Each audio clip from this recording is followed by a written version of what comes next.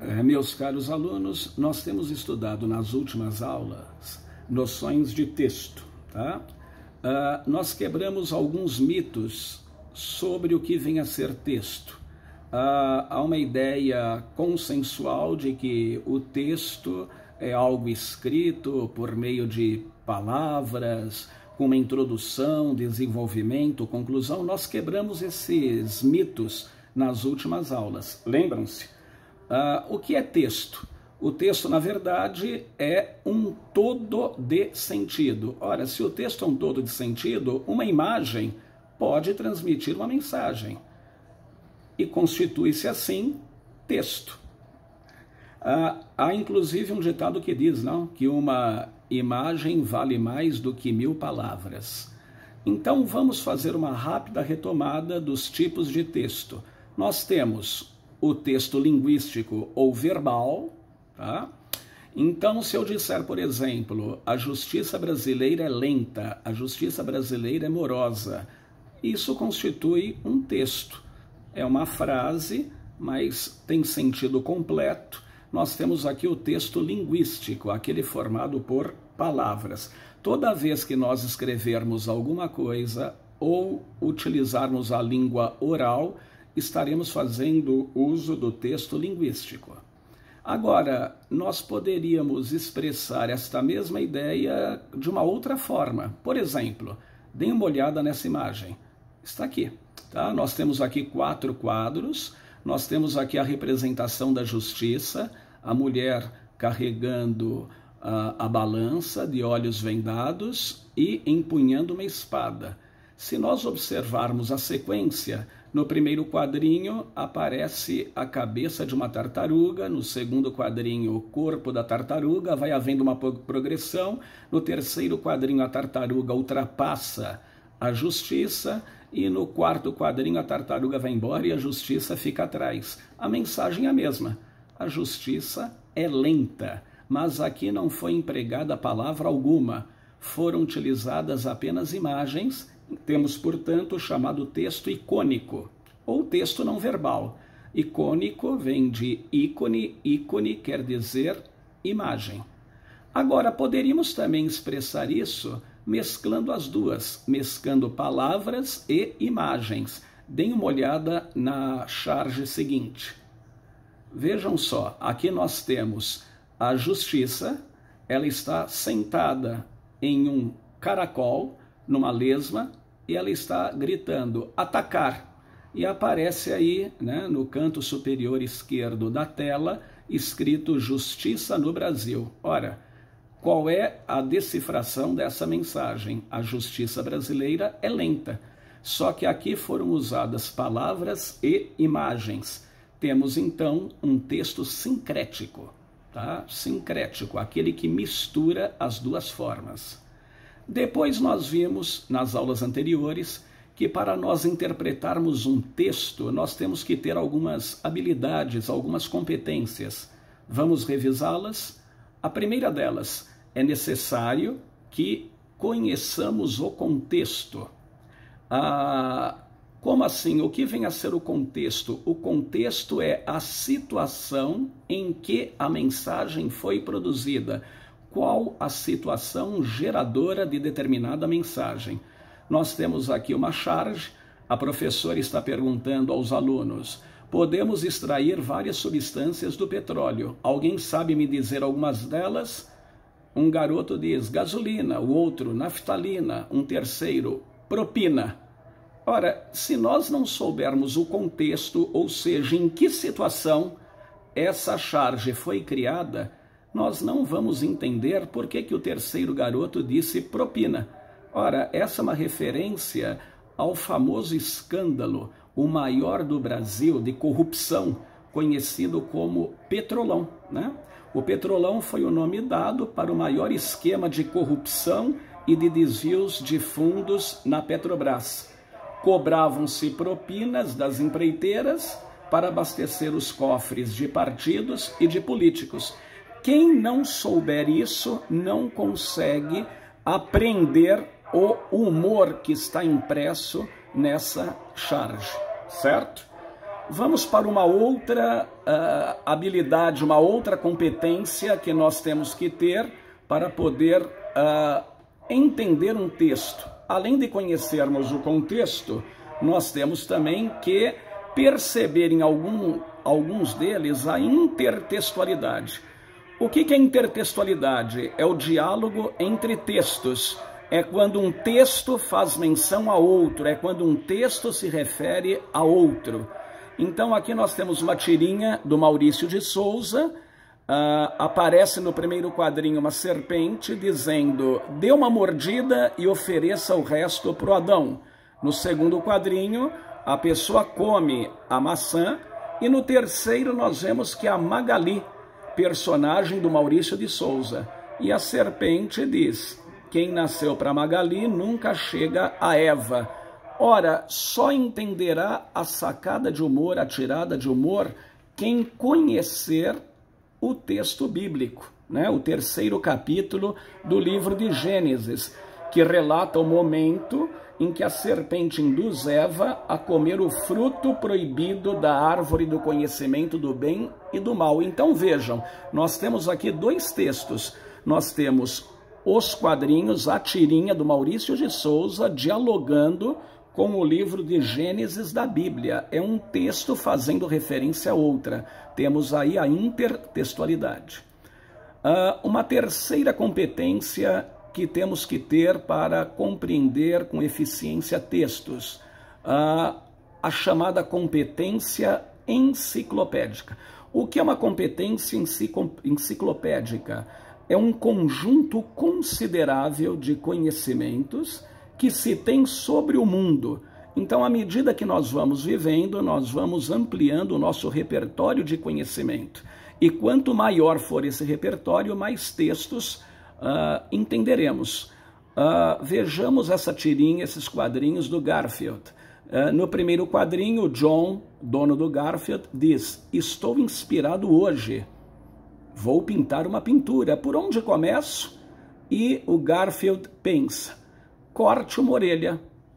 Ora, se nós não conhecermos um pintor que se automutilou, chamado Van Gogh, Vincent Van Gogh, nós não vamos entender a sacada de humor do Garfield, né? O Van Gogh era um pintor holandês. Após discutir com um amigo, em um ataque de loucura, ele cortou uma das orelhas. Então está aqui, esse é o Van Gogh. Ele fez até um autorretrato, ele se pintou com a orelha decepada. E nós temos ainda mais uma quarta habilidade, uma quarta competência, que é a pluralidade de leitura. Isso aqui é uma representação de uma fábula, a cigarra e a formiga.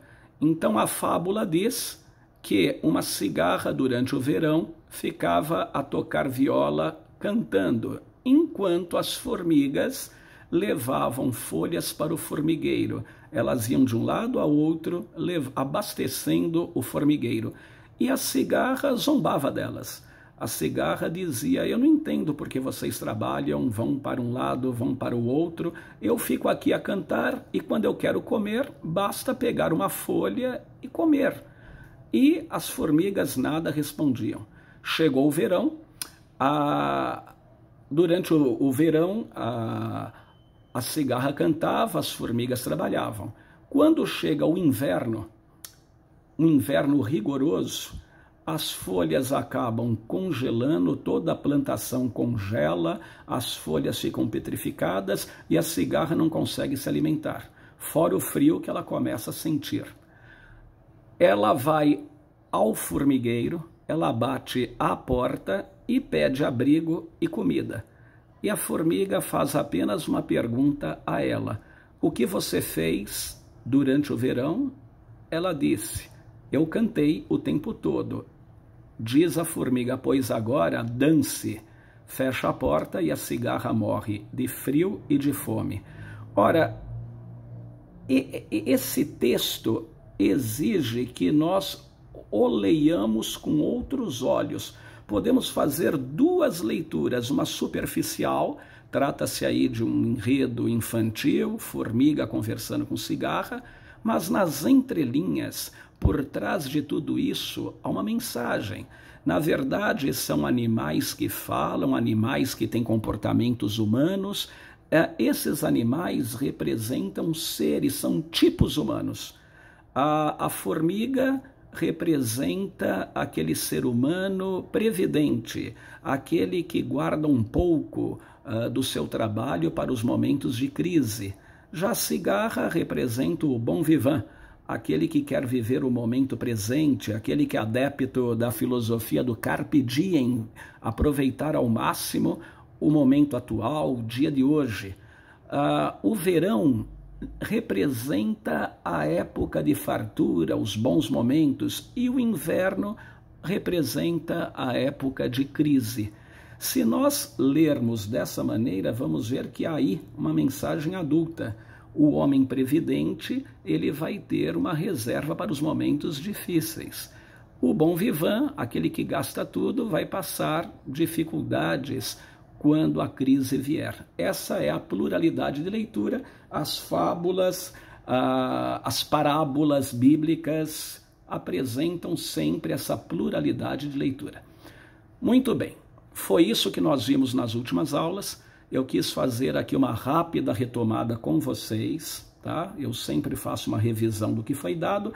Agora nós vamos entrar especificamente nas qualidades estilísticas do texto.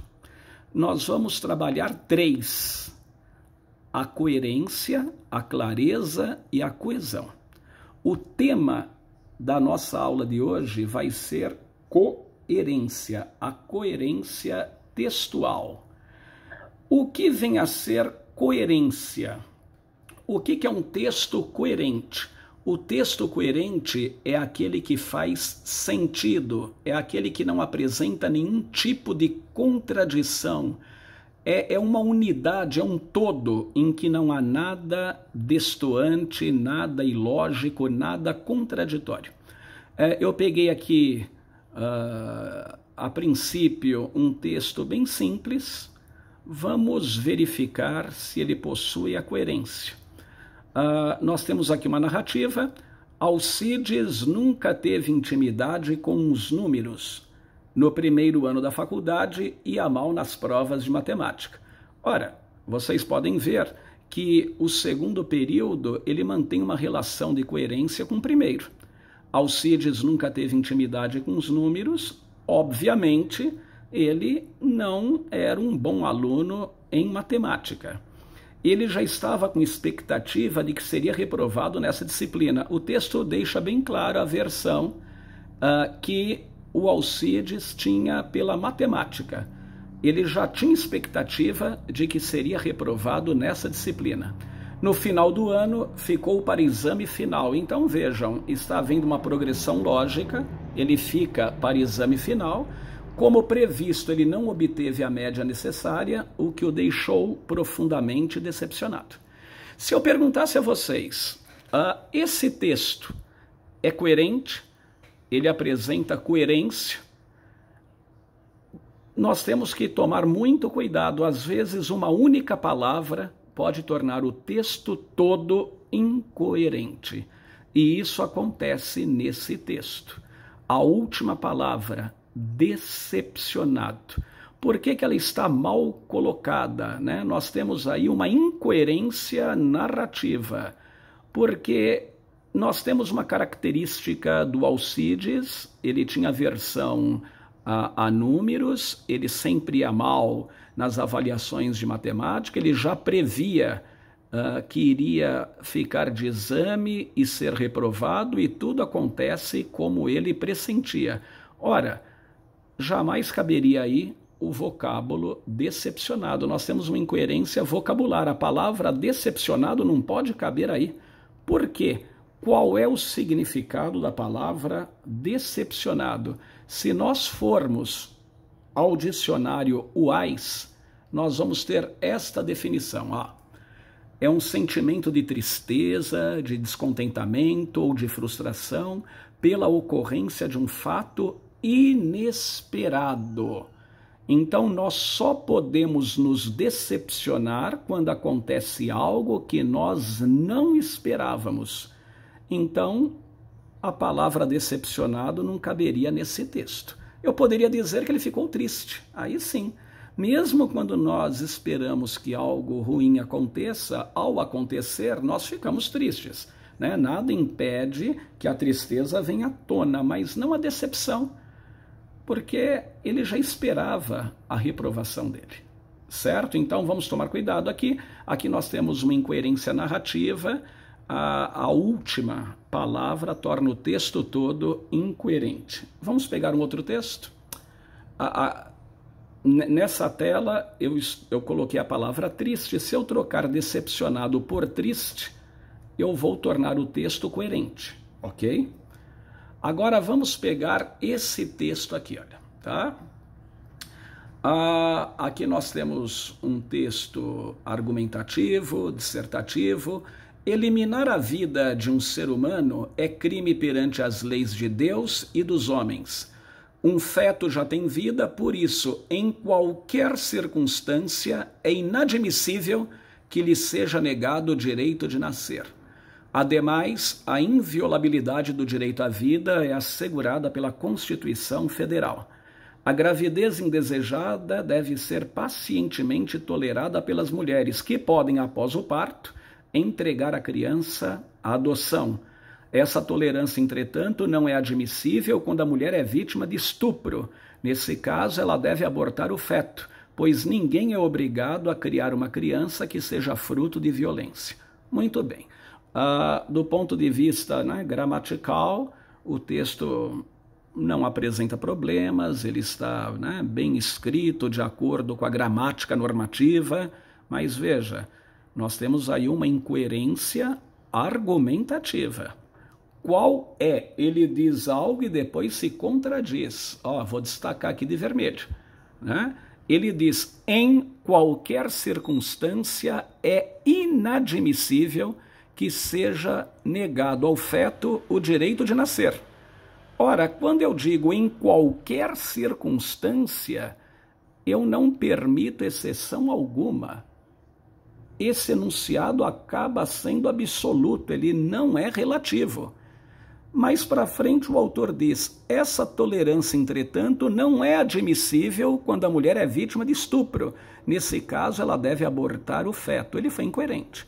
Uma vez que ele diz que em qualquer circunstância é inadmissível que se aborte um feto, ele não pode abrir exceções para o caso de estupro. Veja bem, tá? Não há problema algum de alguém defender o aborto ou defender o aborto em alguns casos. O problema aqui é como ele coloca as ideias. Ele faz uma argumentação lá em cima, absoluta.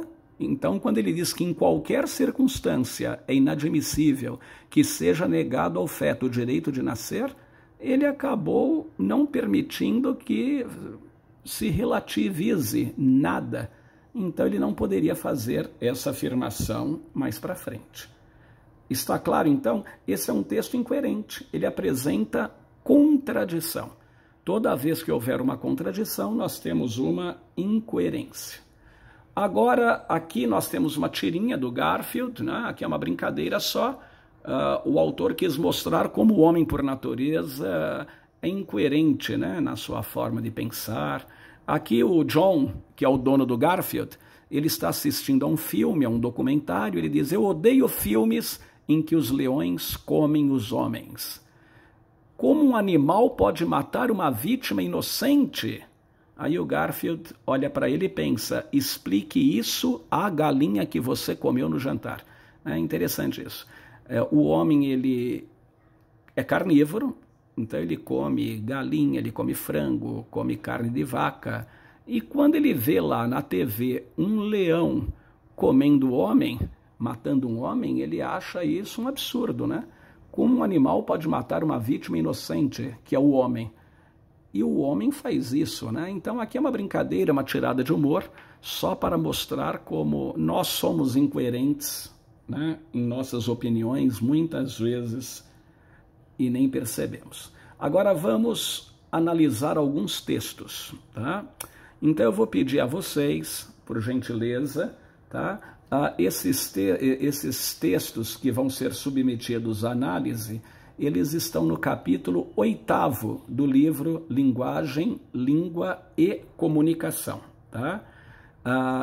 Vamos analisar alguns deles. Eles se encontram nas páginas 162, 163, 164. Nós vamos ler e vamos verificar se há coerência ou incoerência neles. Vamos ver o texto A. Todo e qualquer tipo de violência é repugnante. É lamentável o que presenciamos nos dias de hoje. Crimes hediondos, pais que espancam filhos, maridos que agridem fisicamente a mulher, enfim, vive-se numa época em que não se respeita mais o próximo. Por isso, deve-se implantar o mais rapidamente possível a pena de morte em nosso país, pois só assim a justiça tirará as vendas dos olhos e dará tranquilidade à população. Muito bem. Vejam bem, tomem cuidado, analisar a coerência de um texto não é verificar se o que lá está escrito coincide ou não com aquilo que nós pensamos. Eu posso ser, por exemplo, totalmente contra a pena de morte, mas se eu for analisar um texto de alguém que a defende, eu posso dizer, está perfeitamente coerente. Tá? A coerência não tem nada a ver com a nossa opinião. A coerência é um arranjo no texto, é o texto que não destoa, é um texto que apresenta uma unidade, ele não traz nada ilógico nem contraditório. Qual é o problema aqui do texto que nós estamos analisando? O autor o abre afirmando que todo e qualquer tipo de violência é repugnante. Nós temos que tomar muito cuidado ao usar esse pronome indefinido, todo, qualquer, tá? Porque nós acabamos fechando para a relativização. Então, quando ele diz todo, não há exceção, né? Se todo e qualquer tipo de violência é repugnante, e ele apresenta depois algumas violências, né? Crimes bárbaros, hediondos, pais que espancam filhos, maridos que agridem fisicamente a mulher, lá no final, o que ele diz, né? Ele usa lá um jogo de linguagem, né? Deve-se implantar o mais rapidamente possível a pena de morte em nosso país, pois só assim a justiça tirará as vendas dos olhos e dará tranquilidade à população. Ele quis dizer que, quando a pena de morte for implantada, a justiça, todos conhecem, né, o símbolo da justiça, que é esse aqui, ó, tá?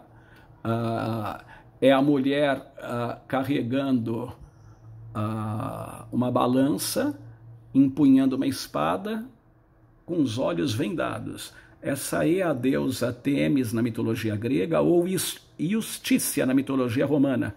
Era a deusa guardiã das leis e dos juramentos dos homens. Só uma curiosidade, né? Os olhos vendados querem dizer que a justiça é imparcial, não que ela seja cega. Imparcial é diferente. Então, ela vê tudo com imparcialidade. Ela vai aplicar com rigor as leis, independentemente do gênero, da raça, tá? A que a pessoa pertence. A balança, os pratos, vejam que os pratos estão, né, na mesma linha. Isso representa a igualdade de direitos, a equidade. E a espada representa o cumprimento da lei. A lei tem força, é o cumprimento da lei. Tá? Então veja, quando ele diz que só implantando a pena de morte a justiça tirará as vendas dos olhos, Ele não quer, na verdade, dizer aqui que a justiça seja cega, ele quis fazer um jogo de palavras. Mas o problema não está aí, né? O problema está quando ele diz que todo e qualquer tipo de violência é repugnante e depois ele defende a implantação da pena de morte, que não deixa de ser um tipo de violência, não é? Não há como negar isso. Quando alguém tem como pena capital a forca, o fuzilamento, a cadeira elétrica, é óbvio, ele vai passar por um processo de violência. Então, independentemente de nós concordarmos ou não com a pena de morte, a pena de morte é um ato de violência. Então, ele jamais poderia ter afirmado aquilo, que todo e qualquer tipo de violência é repugnante, jamais, e depois defender a implantação da pena de morte, tá? Ele poderia ter tirado lá o primeiro período e ter dito, é lamentável o que presenciamos nos dias de hoje, certo? Então, como é que nós argumentaríamos isso? Como é que nós justificaríamos isso? Assim, texto incoerente, né? Porque defende-se no início do texto que todo e qualquer tipo de violência é repugnante. Depois contradiz-se ao defender a implantação da pena de morte, que é, sem dúvida alguma, um ato de violência. Ok? Então, veja, ele é incoerente não por ele defender a pena de morte. Ele é incoerente porque há pontos contraditórios. Vamos ver o texto B. No texto B, o autor defende também a implantação da pena de morte, mas ele faz um argumento de maneira diferente. Olha o que ele diz. A lei de Moisés diz o seguinte: se alguém desfigurar o seu próximo, como ele fez, assim lhe será feito. Quebradura por quebradura, olho por olho, dente por dente. Por isso, sou totalmente favorável à implantação da pena de morte em nosso país. Quem tira a vida do seu próximo deve pagar com a própria vida. Vejam, os dois defendem a implantação da pena de morte. Mas esse segundo, ele é coerente. Ao contrário do primeiro, que fez a abertura dizendo que todo e qualquer tipo de violência é repugnante, né? O anterior dourou a pílula. Esse aqui não. Esse aqui abre o texto defendendo a lei de Moisés, não é? Que, na verdade, é uma lei que nós encontramos não só no livro de Levítico, na Bíblia, mas também no Código de Hammurabi, tá? Por volta do ano 1770 a.C., que é aquela velha história do olho por olho, dente por dente, não é?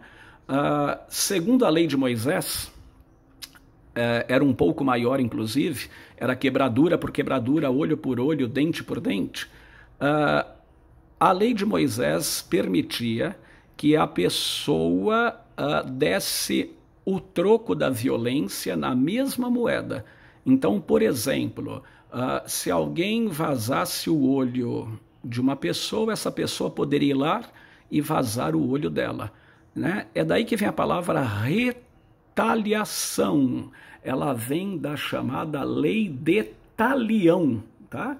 Isso aí tinha um nome, lex talionis, que é a lei de talião. O que é a lei de talião? Fazer tal qual me foi feito. Talião, tal qual me foi feito, é a lei de talião, ok? Então tá aqui, ó. Como ele fez, assim lhe será feito. Quem tira a vida de seu próximo deve pagar com a própria vida. Esse texto é coerente.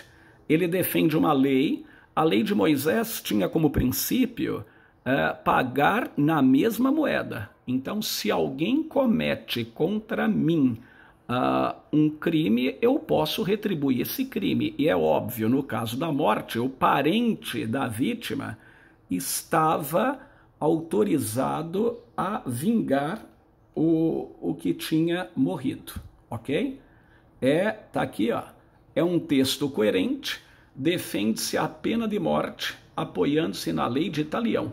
Era chamado lei de talião, olho por olho, dente por dente, né? Lex talionis em latim, tá? Olha lá. A lei de talião, do latim lex talionis, né? Que vem de lei italio. Esse talio quer dizer de tales, tal qual, idêntico. É dita a pena de talião. ou seja, consiste na rigorosa reciprocidade do crime e da pena.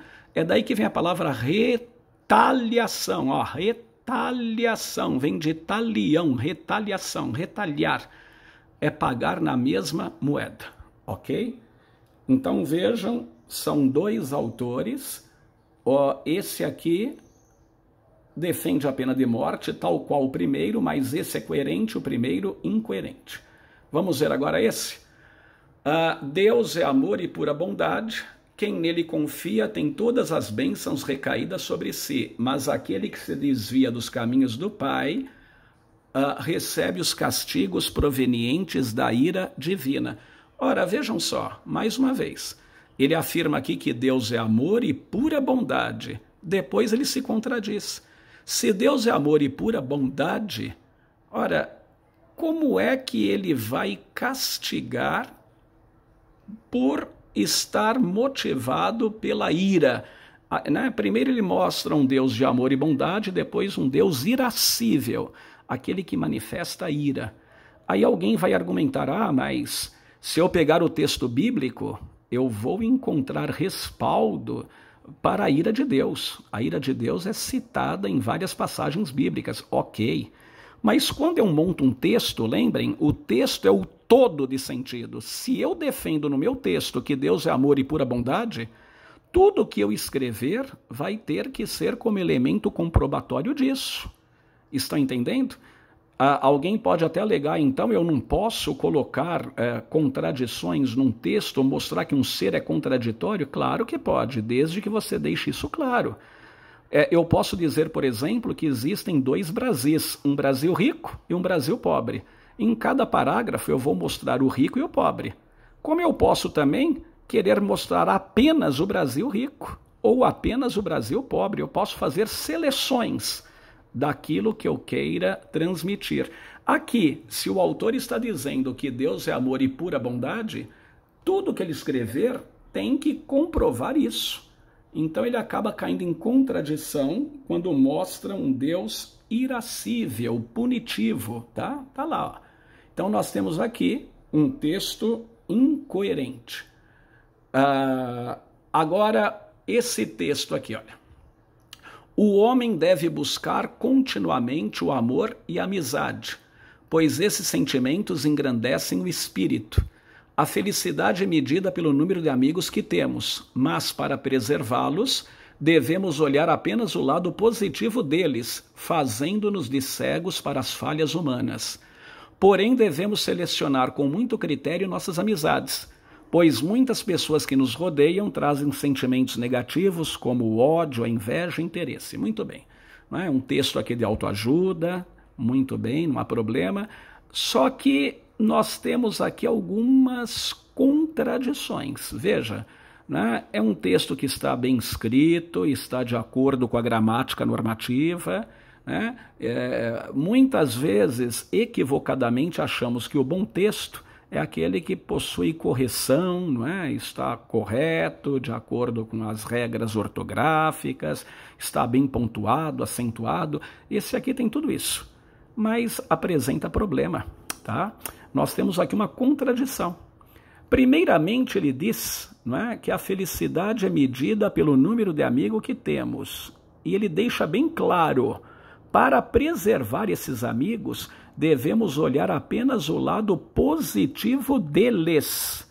Nós temos que nos fazer de cegos para as falhas humanas. Ora, a partir do momento em que eu aconselho alguém a se fazer de cego para as falhas humanas, eu não posso depois aconselhar essa mesma pessoa, não é, a selecionar com critério as pessoas que a rodeiam, né? Porque ele diz aqui que muitas pessoas trazem sentimentos negativos como ódio, inveja e interesse. Ora, se eu vou me fazer de cego para os aspectos negativos de alguém, eu não posso ficar, não é, frisando se alguém tem ódio, inveja e interesse. Ele é contraditório, não é? Ele nos aconselha a olhar apenas o lado positivo das pessoas e depois dá uma sugestão para que nós deixemos à margem as pessoas que apresentam ódio, inveja ou interesse, né? Então tá aqui, ó, a contradição. Eu destaquei de amarelo e laranja. Para preservá-los, devemos olhar apenas o lado positivo deles, fazendo-nos de cegos para as falhas humanas. Depois, devemos selecionar com critério nossas amizades, pois muitas pessoas trazem sentimentos negativos como ódio, inveja e interesse. Entrou em contradição, ok? Então, olha, esse texto é incoerente, né? A justificativa seria essa. Afirma-se que não se devem levar em conta as falhas humanas, mas apenas as atitudes positivas do homem. Depois propõe-se que as amizades devam ser selecionadas, deixando à margem, marginalizadas, as pessoas que tenham ódio, inveja e interesse. Acabou caindo em contradição. Vamos ver mais um? Esse texto é, ó. O pagamento de impostos é, sem dúvida alguma, um mal necessário. E como todos são iguais perante a lei, qualquer pessoa física deve contribuir monetariamente com o governo. Urge, porém, abrir exceção para duas categorias, a dos médicos e a dos professores, pois são profissionais que merecem relevância do Estado, pois sem eles a sociedade rumaria para o caos. Bom, se vocês me perguntassem, professor, você concorda? Eu concordo, né? Ele está isentando aí professores e médicos dos impostos. Mas veja, ele comete aqui uma contradição, e essa contradição é bem explícita, não é? Ele abre o texto dizendo: o pagamento de impostos é sem dúvida alguma um mal necessário. E, como todos são iguais perante a lei, todos são iguais perante a lei, qualquer pessoa física deve contribuir monetariamente com o governo. Foi o que eu lhes disse há pouco. Cuidado quando vocês usarem o pronome indefinido todo, toda, todos, todas, qualquer, quaisquer. Quando eu emprego esses pronomes, eu acabo fazendo uma afirmação absoluta. Eu não permito a relativização, tá? Então, uma vez que ele diz que todos são iguais perante a lei, qualquer pessoa deve contribuir, não há exceções. Mesmo que os médicos, os professores mereçam, não há exceções. Senão, cai em contradição. Ah, tá bem aqui, ó. Eu destaquei de vermelho. Todos são iguais perante a lei, tá? Então, não se abre exceção alguma, tá? A justificativa seria essa. É incoerente, afirma-se que todos devem pagar impostos por serem iguais perante a lei, então não cabe a defesa de exceção alguma, certo? Vamos ver esse aqui, ó. O sedentarismo tem provocado inúmeros problemas de saúde para o homem, tais como osteoporose, pressão acima do normal, aumento de peso, maior probabilidade de desenvolver diabetes, etc. Atualmente, para agravar a situação, até para os menores movimentos que o indivíduo poderia fazer, há uma máquina que os faz. Controle remoto, cadeira com rodinhas, inúmeros eletrodomésticos, etc. Resultado: conforto versus saúde. As pessoas não podem permanecer estáticas. Vida é sinônimo de movimento. Muito bem. Aí eu pergunto a vocês, esse texto é coerente ou incoerente? Há alguma contradição aqui? Alguém poderia dizer